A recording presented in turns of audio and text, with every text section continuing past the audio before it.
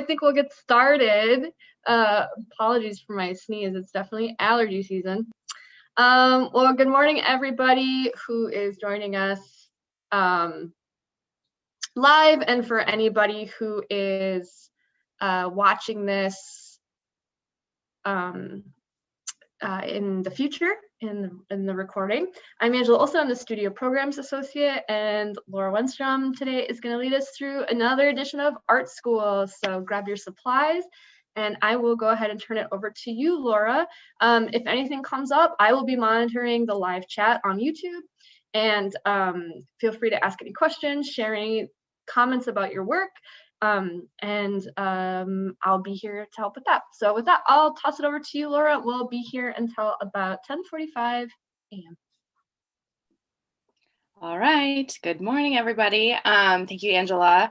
My name is Laura Wennstrom, and I am coming to you from Minneapolis, Minnesota. I live pretty near, I don't need to tell you where I live. I live in Minneapolis. I'm in my studio right now at my house, and I am totally enjoying this super warm spring day here in Minnesota. I can look out my studio windows and see the grass is starting to turn a little bit green, and it is so exciting. So today I have a few slides to show you. We're going to be talking about some artwork that I recently saw at MIA by an artist named Nicole Havcast, and it's an exhibition called Phonic, I believe you pronounce it.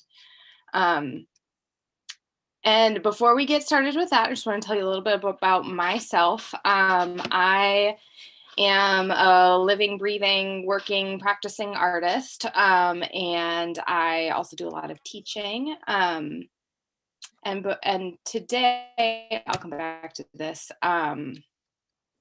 So I'm an artist, and I do a lot of work with textiles, which means fabric and different kind of found materials. I do a lot of thrift store shopping, and I make a lot of sculptural and installation work, so big work that fills the space, which makes me really excited to talk about the work that we are going to see today. This is some more work that I've made. And so we're going to be talking about this artwork by Nicole Havcast, and it is available for you to go see at MIA through June 26th. So it's going to be open for a few more months. And the work is part of a Minnesota art exhibit, the MAEP gallery, the Minnesota Artist Exhibition Program. And so this is a really cool program that shows artwork of artists who live in Minnesota. So Nicole Havcast lives and works in Rochester, Minnesota, which is not so far away. And we're going to be making, I'll go back to this, kind of a paper inspired sculpture inspired by her work. We're going to be doing a little bit of kind of practice sewing, making sort of a puppet sculpture hanging thing. And there's lots of ways we can do it. One of the really cool things about this art school program is that we're going to be using whatever you have to make something creative. So I'll show you one idea to get you started, but you don't have to make yours exactly like mine. And we're not at real school, so there's no grades, there's no expectation. It's just about making something and having fun and exploring creativity through new materials. So today you're going to need like 3-ish pieces of paper, just like construction paper, or really you could even use junk mail or anything you have at home. You'll need a scissors and a hole punch if you have one, but tape or glue or a stapler will work too. Yarn or string, and then a pencil or something to write with is what you will need.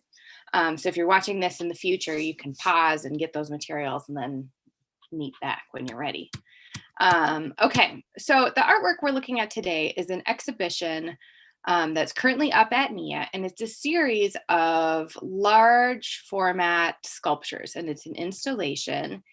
And the artist has created these huge sculptural forms, and these are so big that you could walk underneath the legs that are kind of created by this. And I'm not going to say a lot about them because I want you to look at them and then we'll talk about them together. So I'm going to show you some images. And this is a detail close-up shot.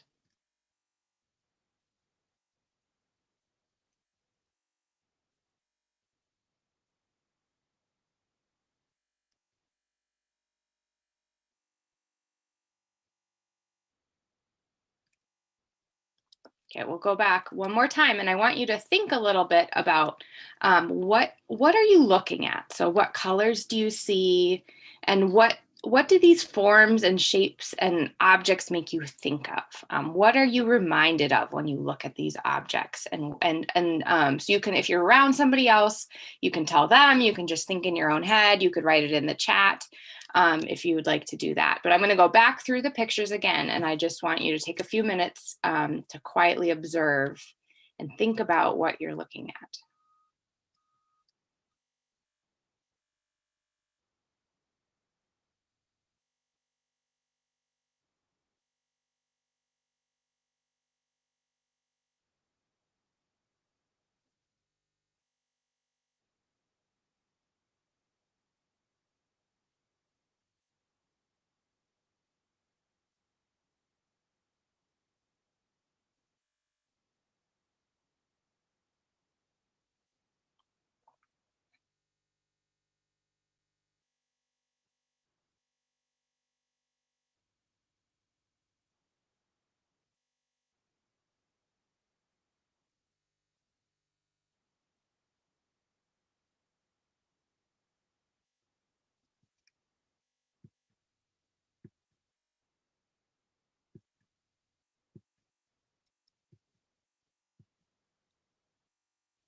Okay. So if anybody wants to share what they see in the chat, we can do that too. But because it's a little bit tricky for us to have a discussion, I'm going to tell you what I see when I look at these works. Oftentimes, the first step in understanding what you're looking at with an artwork is just saying out loud what you see. So when I look at these artworks, when I look at this exhibition or this installation, I see a series, maybe like 5, 6, 7 of these giant forms. And they're made out of kind of a grayish, tan colored material. I'm not totally sure what it is. Just looking at these pictures, I see some sort of stitching. And these forms, they're kind of like people, but they're also not. They have bodies and legs, but they don't really have heads. They're kind of like creatures, and they have these long kind of trunk-like necks, but no head. And some of them are laying down, some of them are sitting up, squatting, standing. They're in different positions. And I also observe that they're very, very big. The ceilings in this room are very tall. And if you go look at this work in person, you're able to walk, your body can move through the gallery, and you can see them all in different, from different angles. And it's really quite amazing. And this is a close-up picture. And here I'm able to observe that the works are actually made out of a felt that's kind of a grayish color. And I see lots of stitching from thread and sewing. And I actually see that there's many pieces of felt that are joined together using stitching. And the way that it's sewn together is the stitching is really obvious. It's visible. The artist wants us to see this red stitching. So we know that it's important to the work. And then in this other picture on the right, all these little black things, what are they? They're kind of weird. And on closer inspection, I can see that they are a hook and loop closure. So sometimes in clothing, usually like women, if they have a dress, sometimes their dress at the top will buckle in the back. It's like a little tiny buckle.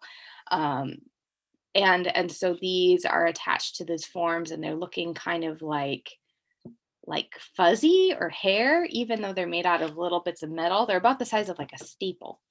Little things individually sewn on. Wow, that's a really interesting detail.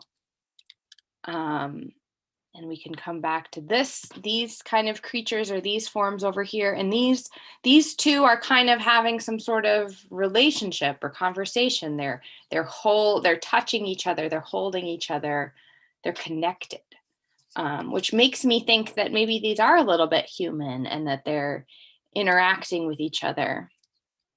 Here's another view. And this big, huge one, this is a tall doorway. This big, huge one is so big and it's pushing against the wall. It looks strong.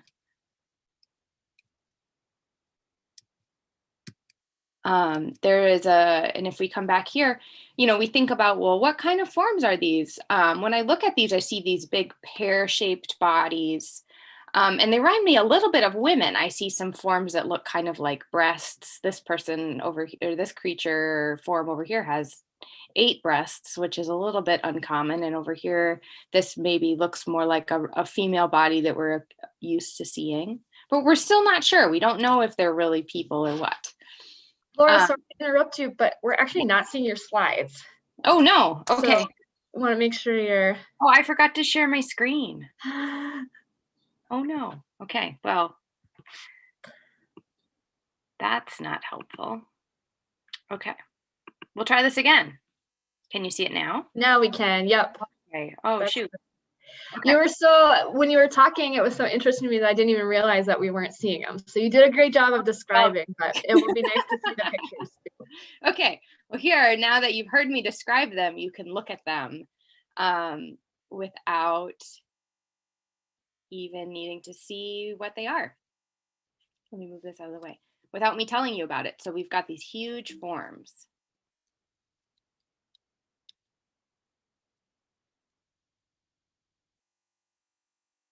And so this is that detail I was talking about where there's some stitching and some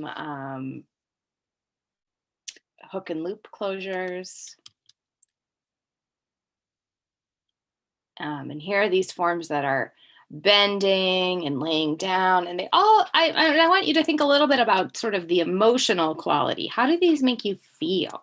Are they joyful? Are they sad? Are they I feel a little bit like tired when I look at this work. It makes me feel kind of like, not that these aren't necessarily scary. They're a little bit confusing because I don't really know what kind of creatures these are, but they feel a little bit kind of droopy and sad. And I have a video that I'm going to share with you that's like 2 minutes long. That we'll watch quick, that the artist, Nicole Havcosta, is going to talk about, and this video is just available on Mia's website. So she's going to talk a little bit about the work. And you'll also see some of this other work is in the same sort of gallery space. So she's created some other work that we are not talking about today, but you'll be able to see it. And Angela, let me know if the sound is not working on this.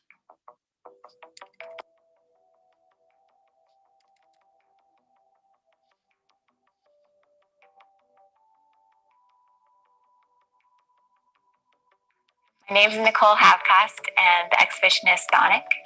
I started applying for the MAP about 2.5 years ago, and I was making very small doll-like forms. That was my first proposal, and then as my proposals got tighter, the figures kept getting bigger because the space is so big. It started out with sketches. I had to figure out a structure on the inside for them. This conduit pipe skeleton on the inside. So the rest of it is just paper and tape to fill them out. And then once I had the paper and tape around the form, I had rolls of this industrial felt that was 20 feet long. And so I just would cut off a huge chunk and pin it to the figures with industrial upholstery needles. And then I would start cutting and stitching. So there was no patterns in the making of them. I did try making a head for them, and it wasn't right. I realized when I was in here in the gallery with them that they also need to be a little animal-like or a little feral, and that having heads made them too human. I have spent like most of my adult life trying to control my body and make it do and be exactly what I thought it should be. And it turns out it has, like, your body has other desires and needs, and regardless of what you want it to do, you know, it's going to do what it has to do. It was really great to not have this work be super fussy, to give up the fact that it had to be perfect or that it had to look exactly right, because you know, you can have 4 boobs, there's nothing wrong with that, or 8 boobs. I think there's this really interesting relationship between the grotesque of the body and the beauty of it and what it can do. So that's kind of where I've always sort of fit in with my work. For the pods, the wall piece, I think it kind of does that. It does seduce you, and then it's really lovely, and it's very detailed, and there's things that you get up close when you get into it. It seems like it could be of the natural world, like it could be barnacles, but at the same time they're sort of cyst-like or pustule-like, and they're kind of spreading in a way that talks about disease. I would like people to recognize the beauty and weirdness of their own physical selves. And we think that all of that is just ours, and it's like everyone's. Like, you think you're the only one, you know, but everyone has that. It's a shared experience. We're all embarrassed, or we're all fascinated by whatever our body's doing.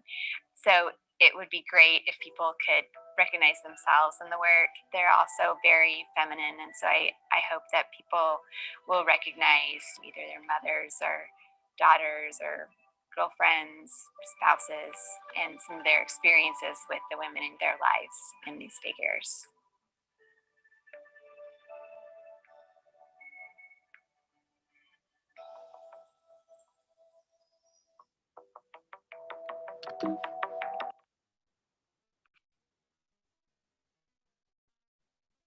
Okay. Whoopsies. I lost my presentation. Hold on. I'm going to stop sharing for just a second while I find my presentation. So just take a minute to think about what you just saw, and then we will get started on our project.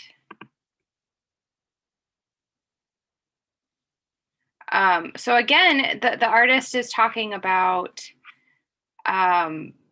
just the way that these forms are human, and they're kind of not human, and I think they're really kind of beautiful in their kind of awkwardness. Okay, can you see I think you can see my screen now. Okay. This is what we're going to look at. This is just a studio image of the artist making this work in her studio. And you can start to see how big they really are because her ceiling is lower. But these pieces are stuffed with paper and plastic, which I never knew. I think that's really interesting. And so really, these are made with sort of almost everyday materials. And we are going to be making kind of a project inspired by these forms. Kind of a human form, hanging paper, kind of a mobile, kind of a puppet, kind of a sculpture. However you want to describe it, this is what we will be making today. And you're going to need, I talked about this before, but you'll need a few pieces of paper. I'm using peach and red paper because that's what I have available today.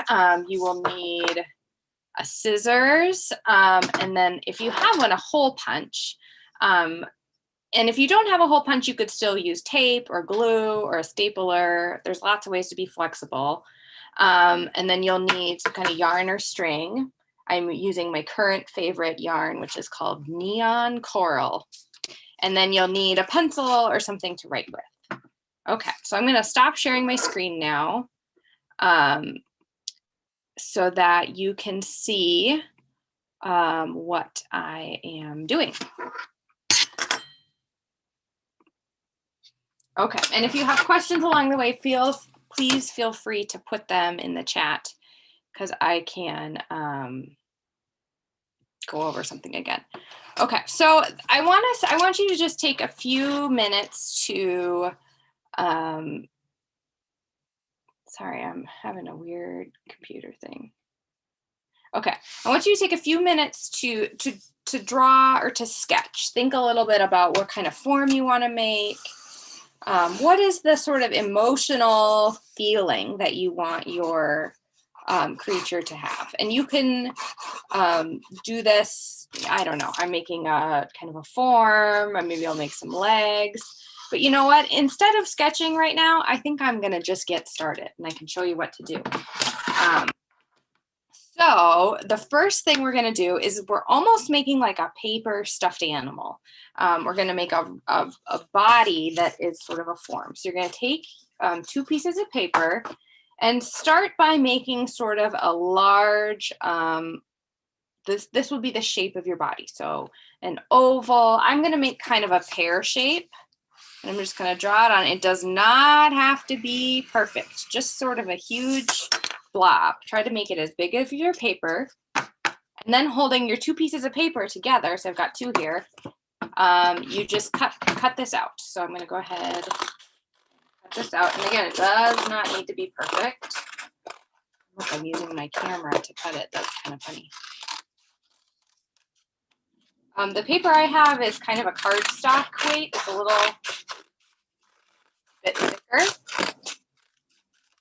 but any paper will do. And then hang on to this because you're going to need this. And then the next thing we're going to do is, sorry, there's an airplane going overhead. Hopefully you can hear me. We're going to end up sewing. We're going to end up sort of like sewing the edges of this together. And I'm going to make this my front because I have got pencil on the back. And using a hole punch. So I have just like a regular hole punch. And if any of these steps feel a little bit like confusing or overwhelming to you, you can make this project in your own way. If you want to skip this step, you can totally skip this step.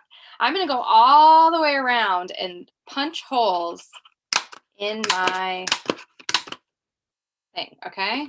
It's going to be kind of loud, sorry. And I'm going, I don't know, you can kind of see what I'm doing. It's not perfect.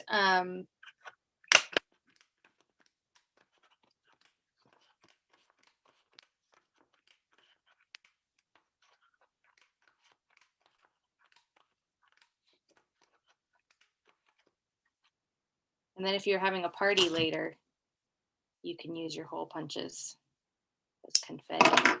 Or you could even glue these onto your piece later if you want your person to have dots or polka dots, or I don't know, however you want to make it. Okay, so here we go. This is this. And the next step you're going to do is you're going to take some string and you're going to begin by kind of sewing this piece together, okay? And we're going to start on one part and go all the way around and almost all the way to the end, but we'll leave a few inches open, okay? So I'm going to try to do this as fast as I possibly can. If you're having a hard time, if you're using thread and you're having a hard, or yarn like I am, and you're having a hard time, it's kind of frayed, you can take a little piece of tape and put it around the edge like that. And that makes almost like a needle or something to help it go through. I'm going to do that so I can do it faster. So I'm going to start here. I'm going to go in. I'm going to pull my thread all the way through. And then you could either, I'm just going to tie it right now, just so it doesn't fall out, or you could tape it on. I'm just going to quick tie this like that. Okay. And then we'll go in and then pull it through like this. And this is called a whip stitch, where your string, whoopsies, I'm tangled in my stuff. And I'm going to go through to the next hole. I'm going to go through the back like that. And then over the top, in through the front. Whoopsies. And you see, I'm just going to repeat this over and over again. And if you make a mistake, you could either take it out and start over, or you can just keep going. If you remember, Nicole Havcast's sewing was kind of messy and kind of a little bit crazy. And some of that is that as humans, we all have unique bodies, and bodies come in all shapes and sizes. And nobody's body is perfect. Sometimes there's big bodies and small bodies and abled bodies and less abled bodies. And we all have things that we like about ourselves, and we all have things that maybe we wish were different. And that, instead of feeling bad about it, the artist wants us to embrace who we are and what we look like. And our bodies change as you get older too, and that's part of life too. Okay, so I'm trying to go quick. See, I'm going around and around and around. I should have prepped this so that it was like a cooking show where it was like, ta-da, done. Lucky for me. And if you run out of string, you can just cut some more, and you can either tape that edge end on, tie them together, however you want to do that. Okay. So the first step is we're making the body of our creature. And you know what? I'm going to let my creature kind of evolve as I make it. I'm not going to have any sort of ideas. Well, I have some ideas, but I'm not going to like decide what I want it to look like. I'm going to let the material and the artwork surprise me. Okay. So this next part, now I have created, it looks like a potato or a foot. I've created this sort of pocket here, and I'm going to go ahead and I'm going to fill my pocket with my paper scraps, okay? Like this. So I'm going to take my paper scraps and I'm going to crumple them up into a ball, and I'm going to use them as stuffing. Depending on what kind of paper, and if you used up all your paper, you could use plastic bags, you could use other paper towels, tissue paper, anything you have, really. You could fill it with rocks. I mean, that's maybe not the best idea, but you could put anything inside. If you think about like stuffed animals are often stuffed with, I even have some sitting right here. This is a polyfill. This is like a plastic stuffing that goes inside of stuffed animals or pillows or something like that. But for this project, we're just going to keep it paper. So anyway, so you're going to go ahead and stuff it in. And I only need a few pieces because this isn't going to be super strong. It's not going to be as strong and fluffy as, say, a pillow is. I'm also going to make these pieces a little smaller.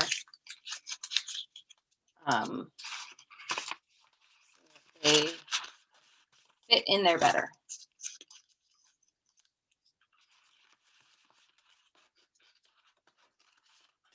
check the time. Okay, we got 10 minutes. Perfect. Okay, so just like that. So now I'm going to go ahead and I'm going to sew up the rest of my blob here. And you can just work along right with me. And this time I stopped my sewing here and I tied it kind of as a loose, I tied it as a loose knot, and I'm going to just go ahead and tie that together and keep going. If you have never done any sewing, sewing on paper is a really good way to practice. You can just take like even a piece of like thin cardboard, like a cereal box, and punch holes in it. This is a really good activity for like younger kids too. If you're, you know, 4 or 5 years old, it's a really good way to get the motion of sewing in and out, in and out. Push it through, pull it through.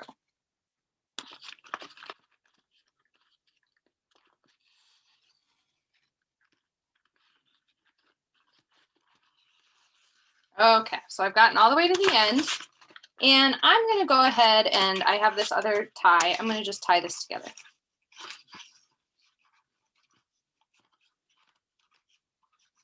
I'm going to cut off the extra edge. Okay, so now I've got this fluffy, well, it's not really fluffy, but you get the idea. It's dimensional sculptural object, okay? So now I'm gonna go ahead and make some legs and arms.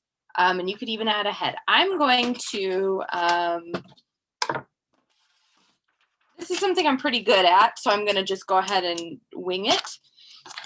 But you might wanna draw yours first. Okay, so I know that I think I want my creature to have really long and skinny legs. So I'm gonna start up here. And I'm going to make a long leg shape. And then I'm going to make, I think I'm going to make some claws. Kind of like, almost like a dinosaur. Like that. And I'm going to make it thin, but not so thin that it will rip. Whoops, I made kind of a weird shape. Part of my art now. Like that. Okay, there's my first leg. And then my second leg is going to be maybe bent a little bit. And you can make arms and legs however you want to for your creature. Like that, okay? Those are going to be my two legs. And then I have to do some arms. I think that I'm going to make one little tiny arm with 1, 2, 3, 4, 5, 6, 7, 8 fingers. And that's all. I might change my mind and add something else. We'll see. Okay, so now I'm going to go ahead and cut out my legs.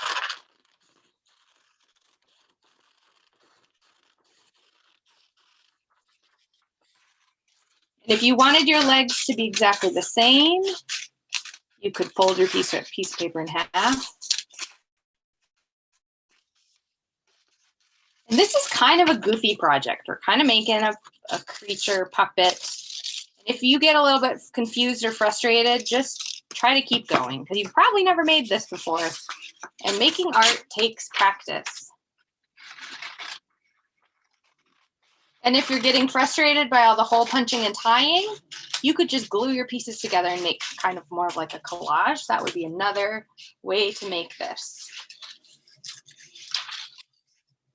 And if you want to make 100 legs on your creature, that's totally fine as well. So I've got my two legs.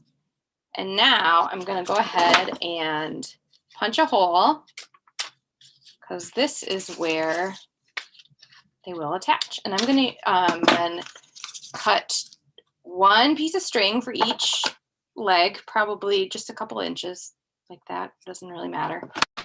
And I decide where I want my legs to be. Maybe I'm going to change and make my thing like this. Change its orientation. I'm going to go in on one side here, like that.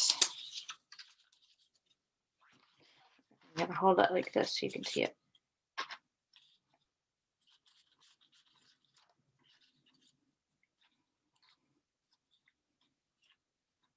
I'm going to tie it on like that. Okay, now my creature has one leg. And I'm going to make the other leg like this. Okay, I'm going to use the other tie. And this is the part where you can really start playing around and get creative. If you want your thing to have hair, if you want it to be an alien, a dinosaur, an animal, a human, a little bit of everything, that is fine. Okay. Okay, so then what I would do next is my hand. And you know what? I'm going to change my mind. I don't feel like cutting out this. I'm running out of time, so I'm not going to cut out that crazy fingers. I'm going to make